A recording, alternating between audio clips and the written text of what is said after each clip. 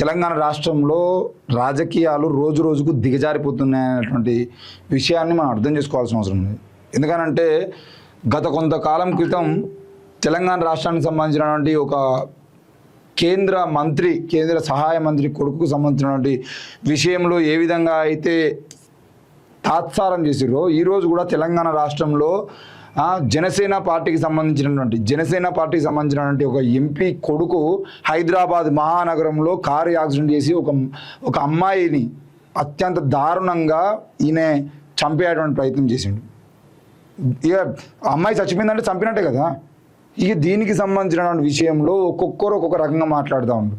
నేనేమంటున్నా అంటే తెలంగాణ రాష్ట్రంలో మీరు ఒక యాక్సిడెంట్ జరిగి ఒక అమ్మాయి చచ్చిపోతే ఆయన ఎందుకు అరెస్ట్ చేయలేదు? ఆయనకి ఏ విధంగా స్టేషన్ పిలుస్తారు? దీని గురించి నిన్న ఆ అధికారిగా ఉన్నటువంటి మా డీసీపీగా ఉన్నటువంటి వ్యక్తి రితిరాజ్ గారు మాట్లాడుతూ ఏమంటున్నారంటే ఈ కేసుకు సంబంధించిన విషయంలో చేస్తున్న ఆరోపణలన్నీ అవాస్తవం అన్నమాట. ఏ వార్తలు అవాస్తవం? ఈరోజు తెలుగు స్క్రైబ్లో వచ్చినటువంటి ఒక వార్త చూసాను. బడాబాబులకే రేవంత్ అండ, కాంగ్రెస్ రాజ్యంలో సామాన్యుల కేసులకు జైలు, పెద్దల క్రిమినల్ కేసులకు నోటీసులు. క్రిమినల్ కేసుల్లో ఇరుక్కున్న ఎన్డీఏ ఎంపీల కుమారులను కాపాడుతున్నటువంటి రేవంత్ ప్రభుత్వం మొన్న బండి సంజయ్ కొడుకు భగీరథ్, నేడు జనసేన ఎంపీ లింగంనేని కొడుకు Sanjosh Aston Martin sports model కారుతో అతి వేగంగా వచ్చి యువతిని గుద్ది చంపిన Sanjosh Inorbit mall lifestyle షాప్లో పనిచేస్తున్న భారతి ముఖి అనేటువంటి యువతి అక్కడికక్కడే మృతి. ఒక ప్రాణం పోయినా డ్రంక్ అండ్ డ్రైవ్ టెస్ట్ చేసి నోటీసులు ఇచ్చి వదిలేసినటువంటి పోలీసులు విచారణకు హాజరు కావాలని నోటీసులు ఇచ్చినా విచారణకు హాజరు కాని లింగంనేని సంజోష్ ప్రమాదం జరిగిన రోజున ఎంపీ పేరు బయటకు రాకుండా ఇంటి పేరును దాచినటువంటి పోలీసులు ఇప్పటికే సంజోష్ యాక్సిడెంట్ సీసీటీవీ ఫుటేజ్ని బయటకు రాకుండా ఆపుతున్న ప్రభుత్వం లింగంనేని రమేష్ కొడుకు ఫోటోలు బయటపడడంతో 4 రోజుల తర్వాత తీరిగ్గా కేసు నమోదు. కేంద్ర మంత్రి కొడుకు భగీరథ కేసులను 9 రోజులు అరెస్ట్ చేయకుండా నోటీసులతో కాలయాపన. ఆడబిడ్డలకు అన్యాయం జరిగిన ప్రమాదంలో ఆడబిడ్డ ప్రాణాలు పోయిన ఇందిరమ్మ రాజ్యంలో ఇంతేనా అని చెప్పేసి మనం ఒక వార్త వస్తున్నాం. అయితే దీనికి ఈ ఆఫీసర్గా ఉన్నటువంటి రితిరాజ్ గారు ఏమంటున్నారంటే మాదాపూర్లో రోడ్డు ప్రమాదం కేసు దర్యాప్తు కొనసాగుతుంది, నిందితుడిపై చట్ట ప్రకారం చర్యలు. డీసీపీ మాదాపూర్ పోలీస్ స్టేషన్లో నమోదైనటువంటి రోడ్డు ప్రమాదం కేసులో నిందితుడిని అరెస్ట్ చేయకపోవడంపై వస్తున్నటువంటి ఆరోపణలను కూకట్పల్లి డీసీపీ రితిరాజ్ ఖండించారు. నిందితుడిని అరెస్ట్ చేయకుండా సెక్షన్ 35 BNSS కింద నోటీసు జారీ చేయడం చట్టపరమైన నిబంధనలకు అనుగుణంగానే జరిగిందని శుక్రవారం ఒక ప్రకటనలో స్పష్టం చేశారు. ఈ నెల 16న కేసు నమోదు చేసి దర్యాప్తు చేపట్టినట్లు తెలిపారు. ప్రమాదానికి కారణమైన వాహనం డ్రైవర్ను అదుపులోకి తీసుకుని మద్యం మాదక ద్రవ్యాల వినియోగంపై ప్రాథమిక పరీక్షలు నిర్వహించగా ఫలితాలు నెగిటివ్గా వచ్చాయన్నారు. డ్రైవర్ రక్త నమూనాలను సేకరించి ఫోరెన్సిక్ సైన్స్ ల్యాబొరేటరీకి పంపించామని, వాహనాన్ని స్వాధీనం చేసుకుని మోటార్ వెహికల్ ఇన్స్పెక్టర్ తనిఖీకి పంపించామని, ఆ నివేదిక ఇంకా అందాల్సి ఉందన్నారు. దర్యాప్తు ప్రారంభ దశలో అందుబాటులో ఉన్నటువంటి ఆధారాలను పరిశీలించినప్పుడు నిందితుడిని అరెస్టు చేయాల్సినటువంటి పరిస్థితులు కనిపించలేదన్నారు. దర్యాప్తునకు సహకరించాలని, అవసరమైనప్పుడు హాజరు కావాలని ఆదేశిస్తూ నోటీసులు జారీ చేసినట్లు తెలిపారు.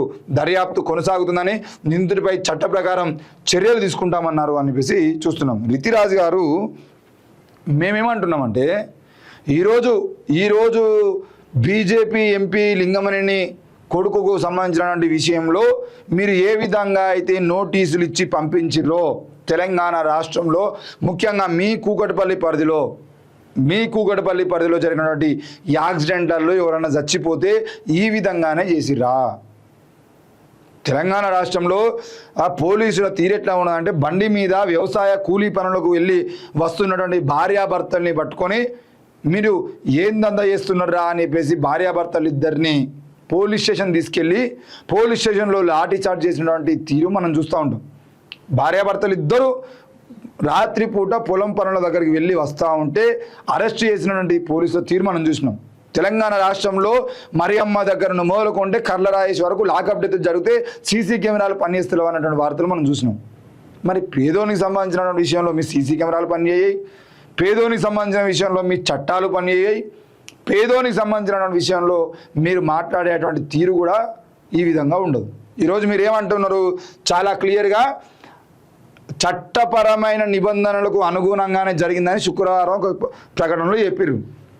నేనేమంటున్నా అంటే చట్టం బలిసినోనికి ఒక విధంగా పేదోనికి ఒక విధంగా ఉంటుందా? ఇదే యాక్సిడెంట్ కేసులో జనసేన ఎంపీ కొడుకు కాకుండా ఏ సాధారణ కార్యకర్తనో లేదంటే ఏదో ఒక క్యాబ్ డ్రైవర్ ఉండేది ఉంటే మీ చట్టం వానికి కూడా ఇట్లనే పనిచేస్తుందా అని అడుగుతున్నా. క్యాబ్ డ్రైవర్లకు ఈరోజు మీ జనసేన ఎన్డీఏ కూటమి బీజేపీ టీడీపీ జనసేన కూటమిలో ఉన్నటువంటి ఎంపీ కొడుక్కి ఒక క్యాబ్ డ్రైవర్కి చట్టం ఇదే విధంగా పనిచేస్తుందా అని అడుగుతున్నాం. మీ కూకటపల్లి పరిధిలో ఎన్నో కేసులలో వాళ్ళకు సంబంధం లేని వాళ్ళని కూడా అరెస్ట్ చేసి టార్చర్ పెట్టినటువంటి మీరు ఈరోజు ఒక ఎంపీ కొడుకును తప్పించడం కోసం ఎందుకు ఇంత కష్టపడుతున్నారా అని అడుగుతున్నాం. సమాధానం చెప్పాలి కదా. ఏ లింగమనేని రమేష్ కొడుకు అయితే ఈరోజు మీ చట్టాలు బేలిచ్చి స్టేషన్ బేలిచ్చి పంపించమని చెప్పినాయా? రేపటి నుండి ఇదే రితిరాజు గారు ఎవరైతే ఉన్నారో ఈ రితిరాజు గారు రేపటి నుండి జరగబోయేటువంటి అన్ని యాక్సిడెంట్ కేసులలో తెలంగాణ రాష్ట్ర వ్యాప్తంగా జరిగేటువంటి అన్ని యాక్సిడెంట్ కేసులలో ఈ విధంగానే బెయిలిచ్చి విచారణ అనంతరమే అరెస్ట్ చేస్తారా? Spot dead. అసలు ముందు 4 రోజుల పాటు ఎఫ్ఐఆర్ ఎందుకు చేయలేదు? ఆ సీసీ కెమెరాల రికార్డింగ్లు ఎందుకు తీయలేదు? ఆ 4 రోజుల్లోనే ఎందుకు విచారణ చేయలేదు? ఆ 4 రోజుల్లోపే ఎందుకు కారును సీజ్ చేయలేకపోయారు? ఫోటోలు బయటకు వచ్చిన తర్వాత డ్రైవర్ అని రాస్తారా? ఎవరు డ్రైవరు? డ్రైవర్ పేరు రాయరా? ఇక ఒక పత్రికలో అయితే వార్త వచ్చింది, ఏమని, మద్యం తాగిన రోడ్డు అని వచ్చింది. రోడ్డు మద్యం తాగుడింది నాకు అర్థం కాదు. మద్యం మత్తులో రోడ్డే ప్రమాదం చేసిందా? పేరు రాయవా? ఎవడు చేసిండో వాని పేరు రాయకుండా ఉండేందుకు మీకు ఎంత ముడుతుంది? ఈరోజు ఒక సాఫ్ట్వేర్ కంపెనీలలో షాపింగ్ మాల్లలో పని చేసుకొని బతకడం కూలీ పని చేసుకున్నట్టే. అది ఆమె ఒక లైఫ్ స్టైల్ షాప్లో పని చేస్తుందంటే ఒక చిన్నపాటి కూలీ పని చేసుకొని బతికేటువంటి వాళ్ళ బతుకులు గింతేనా? ఇక పేదవాడి బతుకు మీ బలిసినోళ్ళ కార్ల కింద పడి సావాల్సిందేనా? దీనికి ఇంకా మీరు ప్రెస్ మీట్ పెట్టి మేము చట్ట ప్రకారంగానే పోతున్నాం, చట్టం ఎట్లా పోతుంది అని అడుగుతున్నాం. రితిరాజు గారు మీ హయాంలో జరిగినటువంటి యాక్సిడెంట్ కేసులలో ప్రతిదానికి బెయిలిచ్చి పంపించిరా అని అడుగుతున్నాం. ఇదే ఒక పేదరికంలో ఉన్నటువంటి క్యాబ్ డ్రైవరు ఇదే జనసేన సంబంధించినటువంటి ఒక ఎమ్మెల్యే కొడుకునో ఎంపీ కొడుకునో గుద్దితే, వాళ్ళ బిడ్డల్ని గుద్దితే వాళ్ళు అక్కడికే చచ్చేది ఉంటే క్యాబ్ డ్రైవర్కు బెయిలిచ్చి పంపిస్తారా మీరు? ఏం తమాషాలు చేస్తున్నారా తెలంగాణలో? మేము మాట్లాడితేనేమో మీ మనోభావాలు దెబ్బతింటాయి, మాట్లాడితేనేమో చట్టానికి వ్యతిరేకంగా మాట్లాడాలని కేసులు పెడతారు.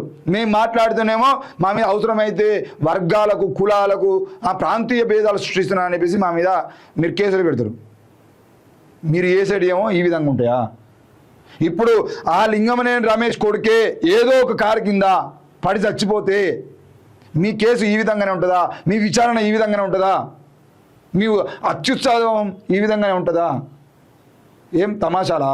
తెలంగాణ రాష్ట్రానికి సంబంధించినటువంటి ఒక హైదరాబాద్ మహానగరంలో అత్యున్నత స్థాయిలో అభివృద్ధి చెంది అని చెప్పుకున్నటువంటి ఆ ప్రాంతంలో ఎవరు అభివృద్ధి చేసిరని చెప్పుకుంటారు? మళ్ళీ మొత్తం హైటెక్ సిటీ నేనే కట్టినా అని చెప్పుకుంటాడుగా చంద్రబాబు.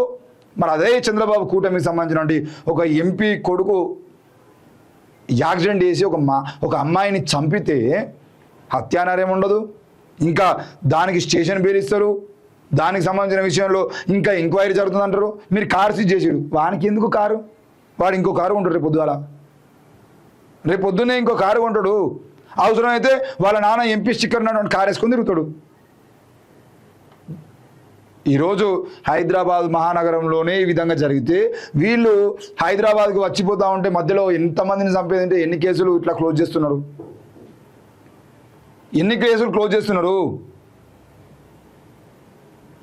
దయచేసి తెలంగాణ ప్రజలకు నేను ఒకటే చెప్తున్నా, చట్టం పేదోనికి ఒక రకంగా పెద్దోనికి ఒక రకంగా పనిచేస్తున్నప్పుడు మీరు న్యాయం కోసం రోడ్డు ఎక్కాల్సినటువంటి అవసరం ఉన్నది.